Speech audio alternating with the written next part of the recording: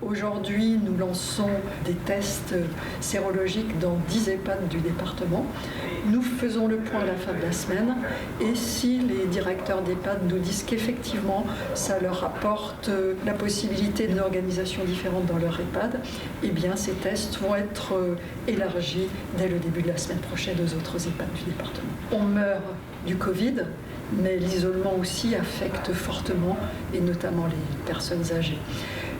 L'idée, c'est évidemment pas de déconfiner, il n'en est pas question. Il faut également qu'on garde des gestes barrières, qu'on garde les masques aussi, mais c'est quand même de redonner une certaine vie sociale. C'est chaque directeur d'EHPAD qui décidera. Ça fait 15 jours que nos résidents sont confinés en chambre. Ça fait 15 jours qu'ils ne mangent plus en salle à manger, qu'ils ne voient plus d'autres résidents, qui n'ont pas de visite puisque l'établissement est fermé. Et pour certains, ça commence vraiment à peser.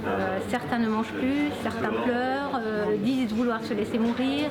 Et donc pour nous, il était vraiment temps d'ouvrir les salles à manger pour les 3 repas, de leur proposer des collations, notamment maintenant qu'il fait beau, dans le jardin, sur les terrasses, d'organiser des animations par petits groupes et d'éviter effectivement cette solitude dans la chambre. Le personnel, c'est pareil. On a fait plus de 80 tests, le test nasal. On a un agent qui est positif mais qui n'a pas de symptômes. Mais l'intérêt, c'est de savoir également si des personnes ont été au contact de malades, ont développé des anticorps et permettre effectivement peut-être de lever toutes ces grandes mesures de précaution complémentaires qu'on prend peut-être inutilement. Les tests que nous allons effectuer sont des tests sérologiques. C'est-à-dire que ce sont des tests qui vont permettre de déterminer si la personne prélevée présente ou non des anticorps contre le coronavirus.